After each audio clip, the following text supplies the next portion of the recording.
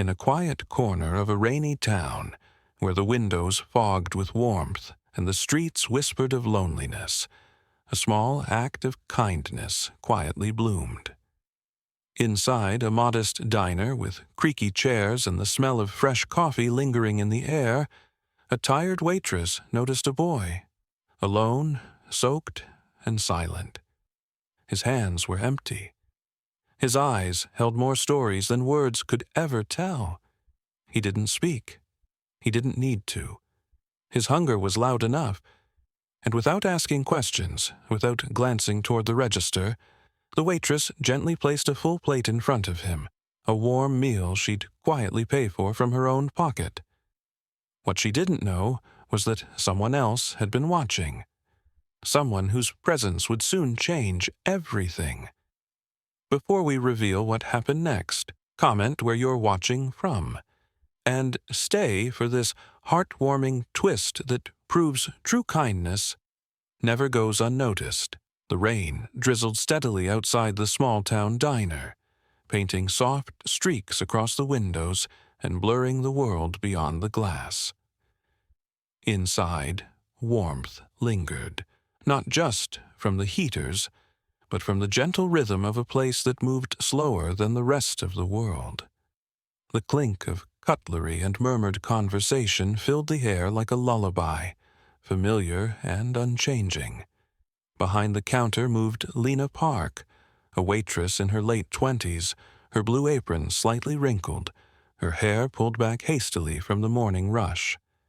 She wore exhaustion the way some wore perfume, subtle but always present. Raised in foster care and now living paycheck to paycheck, Lena carried the weight of other people's comfort on her shoulders. But even in her weariness, she was kind. Always kind. That kindness led her to notice the boy at the window, maybe 6 years old. He sat alone, elbows on the table, a tattered backpack beside him, clothes a size too big, shoes soaked from the rain. He didn't fidget. He didn't ask. He simply stared at the plate on another table, as if trying to imagine what it tasted like. His eyes, wide and hollow, told stories Lena didn't need him to say aloud. She didn't ask where he came from. She didn't ask why he was alone. She just knelt down beside him, set down a warm plate of rice, vegetables, and 2 crispy onion rings, and gave him a gentle smile. Across the diner, in his usual seat by the corner window, Mr. Dalton sipped black coffee. He was a man in his 70s, dressed in an old blazer, silver hair combed neatly to the side. To most, he was just another grumpy regular with sharp eyes and short words. No one knew that behind those quiet glances and folded newspapers was a retired philanthropist, with no family left and nothing to spend his days on but observation. And that morning, he noticed something shift, as Lena laid the plate before the boy and softly said, "You don't have to say anything, just eat." Dalton folded his newspaper in half, deliberately, quietly. His eyes didn't leave the scene. Something about it tugged at the memory of someone he once knew. Someone he had lost. The diner remained unchanged to the outside world, a simple place with rain-tapped windows and steaming plates, but something had just begun beneath the surface. A plate of food, given without expectation, had become something else entirely, a symbol of care, of inclusion, of silent strength. And while Lena returned to her shift, unnoticed by most, she had no idea her small gesture had just awakened something much bigger than herself.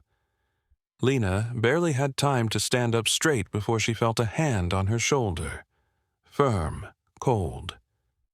Her manager, a thin man named Greg with a tie too tight and a heart too small, had been watching from behind the counter, his face twisted into a forced smile that didn't reach his eyes. "Lena," he muttered through clenched teeth, motioning her toward the back hallway. She followed, wiping her hands on her apron, already knowing what was coming. "This isn't a soup kitchen," Greg snapped once they were out of earshot. "You can't just hand out food. That plate costs money." Lena's eyes didn't flinch. "I'll cover it," she said simply. "Take it out of my paycheck." Greg leaned in closer. "You don't get it. You're not paid to feed strays." Her breath caught, but she didn't let it break her voice. "He's not a stray," she replied, barely above a whisper. "He's a child." Greg shook his head, exasperated. "And what happens when the next one walks in? And the next? You start feeding the whole street." Lena stood straighter. "I'd rather lose my job than my humanity." The silence that followed was heavy, sharp-edged. Greg didn't fire her, but he didn't hide his threat either. "Don't do it again," he muttered, walking away. Lena returned to the dining floor, shoulders stiff, pulse pounding in her ears. She picked up a notepad and headed to the next table, her voice steady as she took the order. But her hands trembled as she wrote. She didn't cry. She didn't defend herself to anyone else. She simply kept moving, like she always had. Quiet strength wasn't loud, but it echoed in every step. Eli, still sitting at his window table, was halfway through his plate. He glanced up only once, as if sensing the storm that had passed through her. From across the room, Mr. Dalton hadn't missed a thing. He watched the exchange, the quiet humiliation, the dignity Lena refused to surrender. He didn't say a word, didn't offer comfort. He simply folded his napkin, stood from his booth, and placed a small white card on the edge of the counter as he passed by. Then, without finishing his coffee or leaving a tip, he walked out into the rain. No one noticed the card. Not yet. But what it held would change everything. The rain had let up by morning, but the sky still wore a gray hush as Lena approached the diner with tired steps and a knot in her stomach. She had barely slept, already expecting what was waiting for her inside. And sure enough, as soon as she stepped through the door, Greg didn't even look up before muttering, "You're suspended until further notice." He didn't offer a reason. He didn't need to. Lena simply nodded, said nothing, and walked to the back to gather her things.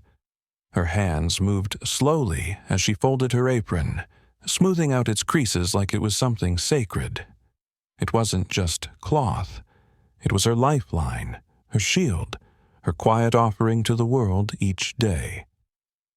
She placed it gently into her bag, took a breath, and prepared to leave through the back door without a scene. But before she could step away, the front door of the diner swung open. The bell chimed softly, and in walked Eli, still small, still quiet, but this time not alone. Walking beside him was a sharply dressed older man in a clean navy suit. Mr. Dalton's silver hair was combed back, his gait slow but deliberate. His presence drew every eye in the room. Even Greg looked up, eyebrows knitting in confusion. Dalton walked straight to the counter, placed a large leather briefcase on the surface, and said in a clear voice, "I'd like to speak with the owner." Greg approached hesitantly, straightening his tie. "Can I help you, sir?" Dalton opened the briefcase, revealing a stack of papers, folders, and a checkbook. He didn't raise his voice. He didn't need to. "You had a waitress here, Lena Park. She gave a child a meal when no one else would, and you suspended her for it." Greg opened his mouth, but Dalton lifted a hand to stop him. "She was willing to risk her income to feed someone who had none. I think it's time someone did the same for her." With that, he pulled out a signed offer letter, the deed papers, and a certified check. "I'm purchasing this diner today, effective immediately. The paperwork has already been prepared. You can step aside." Greg's face drained of color. You can't just... I already did. Gasps rippled through the room. Staff members leaned out from the kitchen. Even the regulars turned in their booths, stunned. Dalton turned toward Lena, who stood frozen near the coffee station, eyes wide. "You're not suspended," he said gently. "You're promoted. Community manager starting now. I want this place to become something bigger, a space where no child is ever turned away again." Lena didn't speak. She couldn't. Her throat tightened as emotion pressed against her chest. But Dalton wasn't done. He took one final folder from the briefcase and handed it to her. Inside was the deed to the diner. "With one condition," he said softly, meeting her eyes. "Use this place for more than food. Use it to serve hearts." Lena stared down at the papers in her hands, still unsure if she was dreaming. Eli stood beside her, smiling shyly now, a napkin tucked into his shirt collar, as if this place had always been home. And in that moment, the quiet girl who used to serve others finally realized it was her turn to lead. As the staff and customers slowly adjusted to the shocking news that their little diner had changed hands in a matter of minutes, Mr. Dalton remained at the counter, not basking in attention, but focused on Lena. She still stood there, the deed in her hands, overwhelmed and silent. He gently gestured for her to sit, and she did, carefully setting the papers down beside her. Then, for the first time, he shared what no one in town had ever known. "My daughter," he began, voice low and steady, "was 6 when she passed." His eyes drifted toward Eli, who was now seated quietly at his usual window booth, nibbling on a warm biscuit Lena had handed him minutes before. "She had a rare illness. We spent her final weeks in a hospital where I was too angry to notice the good. But the nurses, they were kind. They made sure she laughed even when she could barely lift her head. I always meant to thank them, to give back, but I didn't. I let grief turn into silence." Lena's expression softened, her breath catching as she realized this wasn't just an act of generosity, it was a delayed redemption. Dalton continued, "So I started going to diners like this, quiet places, places where life's noise dims just enough to see people clearly. I watched, waited. I was looking for someone, not rich, not polished, just someone who knew what it meant to give without needing to be seen." He turned back to her, his voice firm now, full of quiet truth. "I had money. You had compassion. Together, that can become something lasting." From a small envelope, he pulled out a name badge, sleek silver with Lena's name engraved in bold script. Below it, in the bottom corner, was a tiny heart etched in gold. "For my daughter," he said, handing it to her, "so she's part of this too." Lena took the badge with trembling hands. She didn't shout. She didn't cry. She simply looked up, met his eyes, and nodded. Then she turned toward Eli and walked over, her steps slow, steady. She knelt beside him and wrapped her arms around his small shoulders, resting her chin gently atop his head. "You'll never be hungry again," she whispered. No one clapped. No one needed to. The moment didn't need noise. It had something stronger. Silent power. A connection formed not by contracts or titles, but by the unspoken bond between two souls who had lost something and found something else in each other. In the weeks that followed, the little diner at the corner of Maple and Fifth took on a new name and a new life. The faded letters on the awning were replaced with soft gold script, "Lena's Place." Word spread quickly, not because of advertising, but because of what the space had become. It wasn't just a diner anymore. It was a haven, a place where no child was ever turned away hungry, where kindness sat at every table, and where the warmth didn't just come from the food, but from the way people were treated. Lena remained at the heart of it all. She wore her new badge every day, not out of pride, but out of responsibility. She trained every new server to lead with empathy, to recognize the stories in the silences of others. The diner partnered with shelters, local schools, and outreach groups, launching a program that offered free meals to children and struggling families. Local volunteers came in on Sundays. Donations began pouring in, not just money, but blankets, books, even job listings pinned to the backboard. The diner had become more than a restaurant. It had become a resource, a refuge. And every Saturday morning, Eli arrived early. He had a little apron now, one that barely fit, but he wore it with pride. He helped wipe down tables, carried meals with both hands carefully outstretched, and greeted guests with a smile that had once been buried beneath hunger. Lena always made time to tuck a napkin into his shirt collar, folding it just the way her foster mother once did for her before a rare shared dinner. In that small ritual, an entire childhood began to heal. What began as a warm plate became a warm place, a shelter made of kindness, not bricks. The words were whispered often by the people who came through the doors and felt something shift inside themselves. Mr. Dalton still visited. Same booth, same coffee. But something had changed in him too. He no longer folded his newspaper as a shield. He read it slowly, occasionally lowering it to watch the space around him. The light that came through the windows wasn't just natural. It was emotional.